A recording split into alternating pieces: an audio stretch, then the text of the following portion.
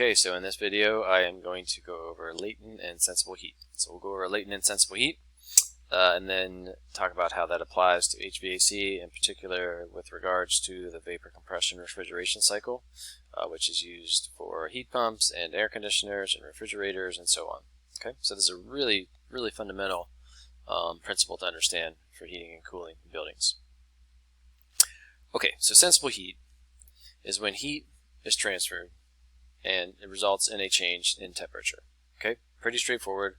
If I have, say, this glass of cold water and relatively warm hand, if I put my hand against the glass, the temperature of my hand will drop and the temperature of the glass will increase. Okay, so since the temperature changed with both in both substances, that's sensible heat transfer. Okay, so that's just one example of sensible heat. But anytime heat is exchanged and results in a change in temperature, it's considered sensible. So I want you to think about the heat transfer mechanisms: conduction, convection, radiation. Go ahead and press pause and think about which of those can result in sensible heat transfer. And the answer is that all three of them can. So obviously, you know, the example I just gave was conductive heat transfer. That was sensible. You can have convection. Think of like a space heater or something that's warming up the air around it, and then the air warms up the air above it. That's convective heat transfer that results in sensible heat exchange. And then, of course, radiation. Just imagine if you're standing next to a window and there's sunlight streaming in, hits your skin, warms up your skin. That's radiant energy from the sun coming in, and then it's converting your increasing the temperature of your hand. It doesn't have to involve people, so that's something that just because it says sensible, that doesn't mean, you know, like you sense it, as in humans are involved. Think of that same sunny window, and there's, you know, I don't know, a table next to it, right? And the sunlight's hitting the table. That table warms up. That's sensible heat transfer as well, because the temperature of the table changes. Okay, so conduction, convection, radiation is how energy moves, how heat moves. And then sensible is one of the possible outcomes of that movement. Okay, so latent heat, on the other hand, is when heat is exchanged and there is no change in temperature, but there is a phase change. So something has to happen, right? So work is done because there's heat transfer. But what happens instead of the temperature changing is you have a phase change. And when I refer to a phase change, sorry, get my cursor over here. A phase change is going from, you know, we can go from a solid to a liquid, liquid to a gas, gas to solid, and we can go in the other direction as well. So anytime you go from a gas to a liquid, right, so which is condensation, there's a phase change and there's energy released, but there's no temperature change. And I'll go over an example of this here in a minute to hopefully help hammer that point home. The easiest one to think about, easiest example to think about is water, right? So freezing water and boiling water, or that is a phase change. So the interesting thing about this is that when you actually go from like, let's look at the boiling water here, okay? So if you boil water, when you actually go from liquid to gas, you have to add a bunch of heat to it, okay? So you add a whole bunch of heat to it, vaporizes, and it's the same temperature as it was right before it turned into a gas. And again, I'll go over an example of this here in a minute. But the amount of energy that's required to change the phase is the latent heat of vaporization. Okay, so that's to go from a liquid to a gas, or a gas to a liquid. And the latent heat of fusion is to go from a liquid to solid, or a solid to a gas. And the latent heat is the amount of energy that's released or absorbed, but there is no temperature change. Okay, so there is no temperature change. So I want you to think about which of the following can result in latent heat transfer? Conduction, convection, or radiation? And the answer, just like with sensible heat, it's all three, right? So any of the three can result in latent heat transfer. So again, conduction, convection, radiation is how heat moves. It's the three sort of means by which heat moves. And then it can result in either latent or sensible heat transfer. Most of the time it results in both, right? Like it's generally not very clean cut, like all the heat goes into latent or all the heat goes into sensible. It's usually a mixed bag. You think of like, if you have wet skin, whatever, let's say you're sweating and you come and then you go out in the sun, so that radiant energy is going to vaporize some of that sweat, but it's also going to heat up some of your skin, right? So these processes are happening at the same time very frequently. Okay, so it's usually, unless you're in like a laboratory setting, it's really difficult to isolate the process. Okay, super important to remember is that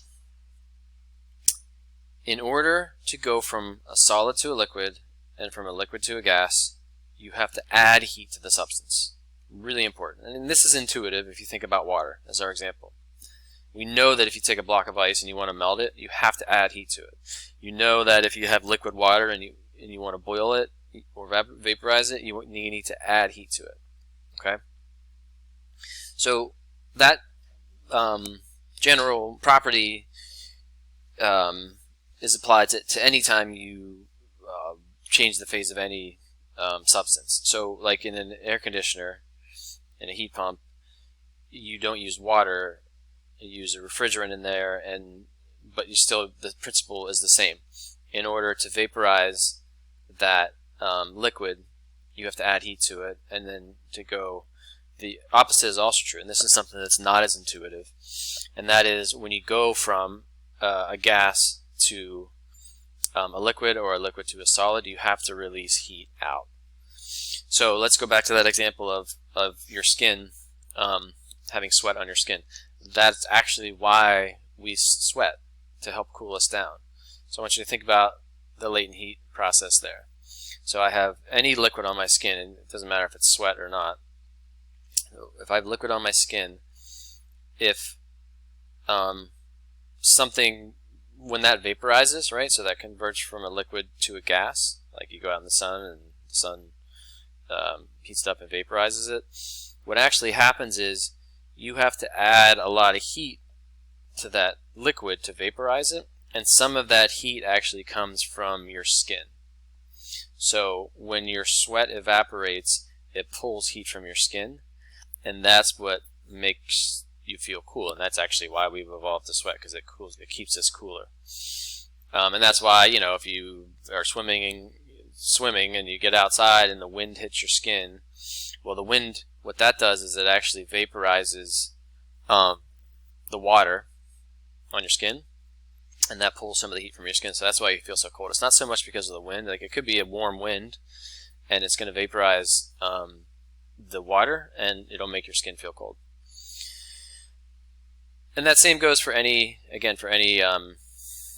you vaporize a liquid, anytime you condense or freeze. So the other thing is, if in order to freeze, if you have liquid water and you want to freeze it, you have to pull heat from it, right? And so there's heat actually released when that liquid water goes into the solid phase. There's additional heat is released, and that's why, for example, if you put ice cubes in a drink, it actually keeps it colder. Then it's not just the temperature of the ice cubes. So as those ice cubes melt, they're actually pulling heat from the liquid. Let's say it's a glass of water or whatever. It actually pulls extra heat from the water to melt the ice, and that keeps the water colder than it would be even just by virtue of conducting that conduction into a cold block of ice.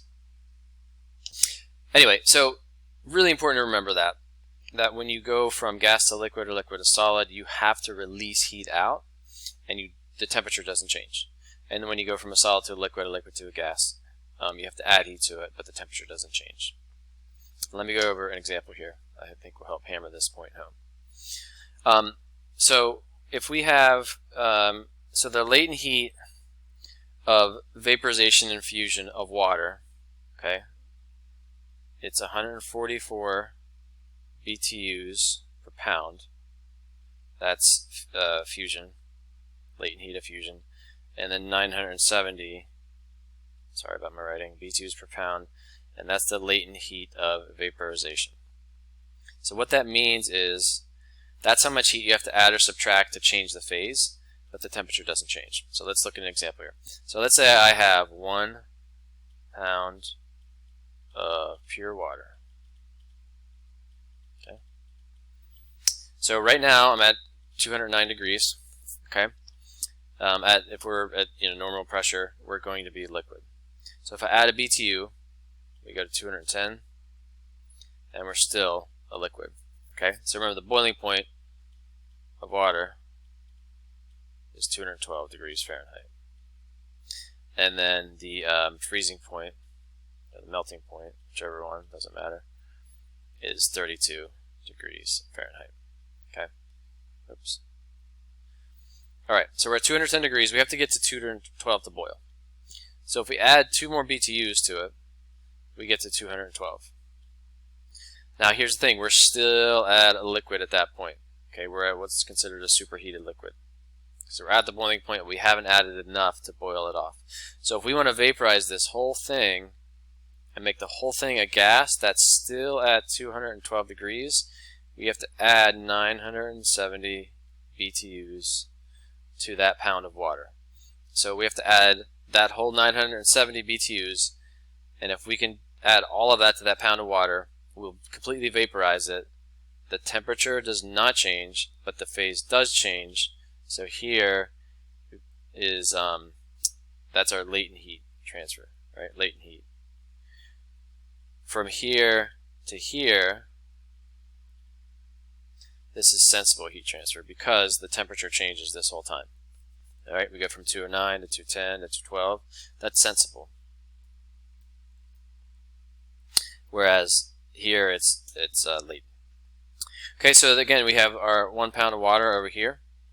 We start at 36 degrees. We release 1 BTU. We get down to 35. Here we have to get down to 32 to freeze. So here we start as a liquid. We drop it down to 35. We're still a liquid. Now if we subtract 3 more BTUs, we get down to 32 degrees. Again, we're a liquid at this point. All right. In order to get it down to a solid at 32 degrees, we need to remove 144 BTUs out of it. Man, it keeps doing that. Okay, we need to remove 144. So from here to here, the temperature does not change, but the phase does. So that's latent heat. And from here to here, because the temperature changes, that's sensible heat transfer. Okay? Sorry, it keeps doing that.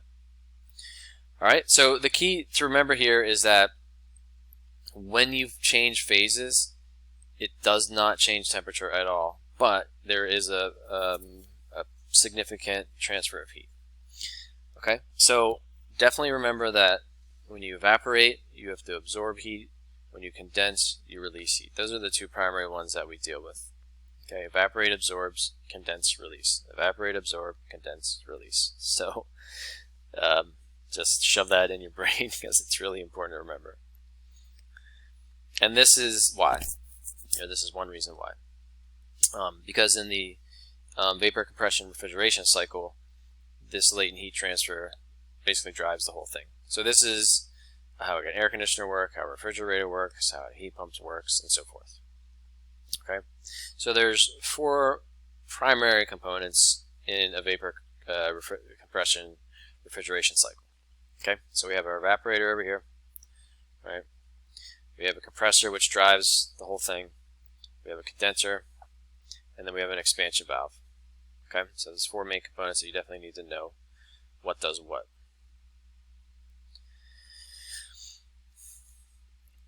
Okay, so the evaporator and the condenser are coils. So if you see something like this in a air conditioning unit or the back of a refrigerator, you'll see coils, the back of an air conditioner, the inside of a heat pump, the inside of a central air unit. You always see these metal fins and these tubes that go through it.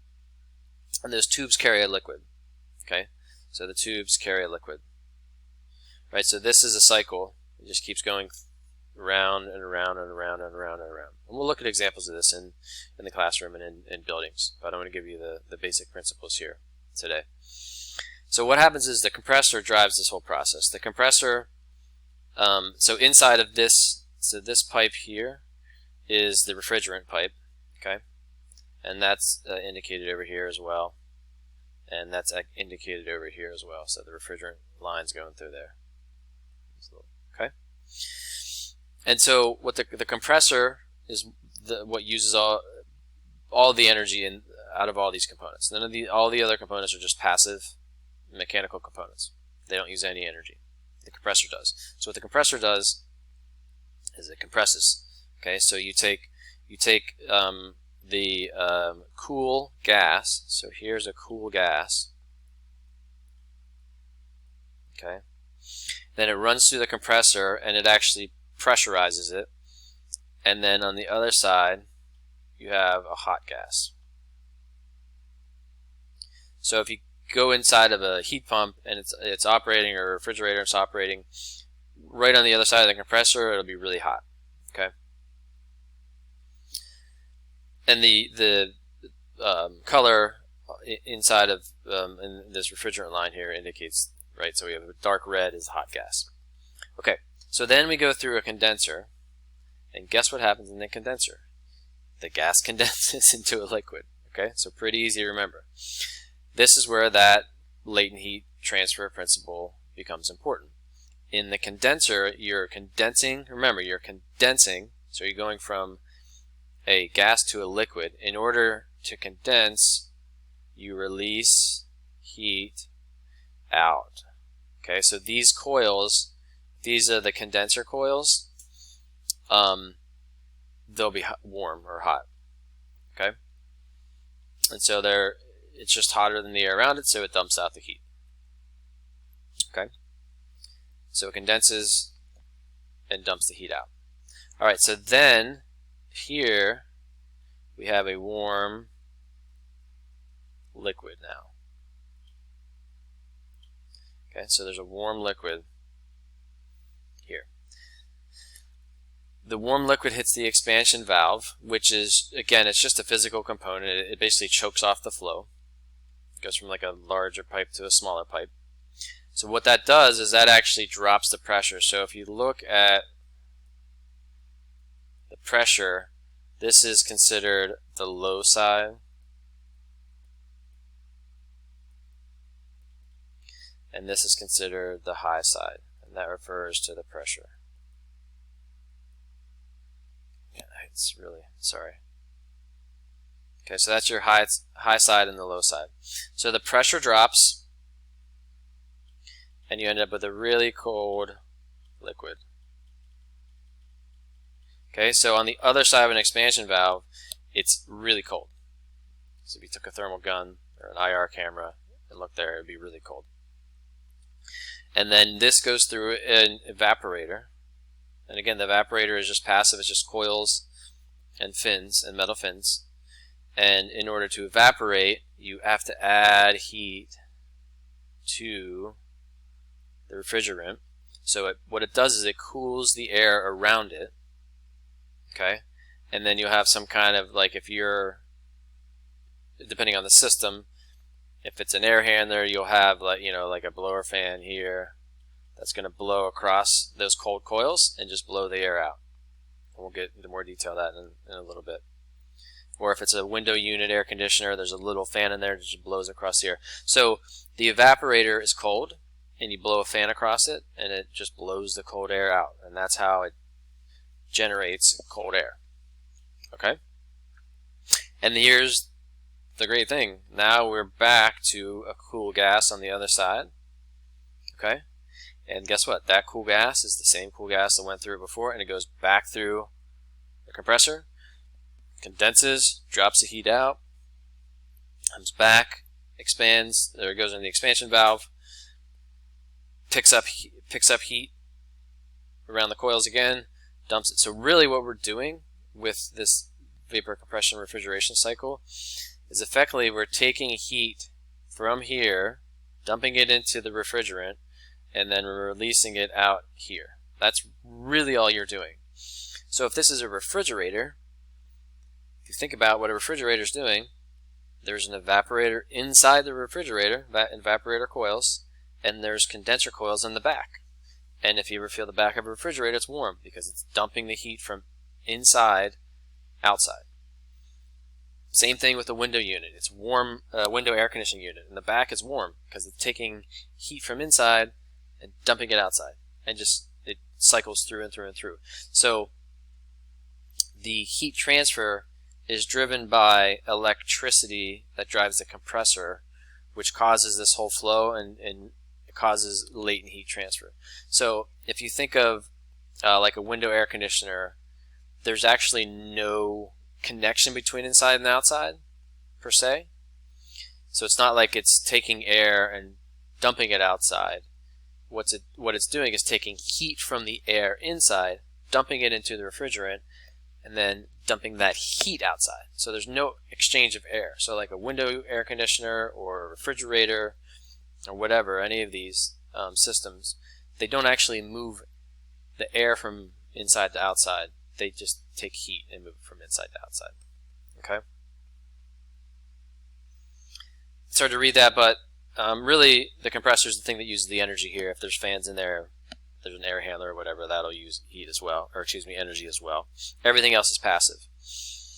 Now, with a heat pump, you can reverse this process, and that's one of the beauties of heat pumps is these coils, right? So these coils, you don't say like these are designed to be evaporator coils, or these are designed to be condenser coils in a heat pump.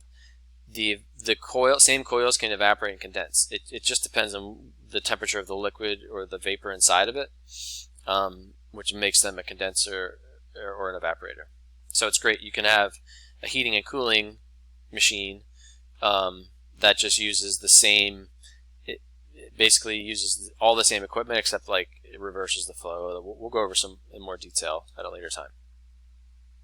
Okay, so hopefully that gives you a really good idea of the difference between sensible and latent heat, and the vapor and compression refrigeration cycle, and sort of how that all relates to HVAC, so heat pumps, refrigerators, and so forth.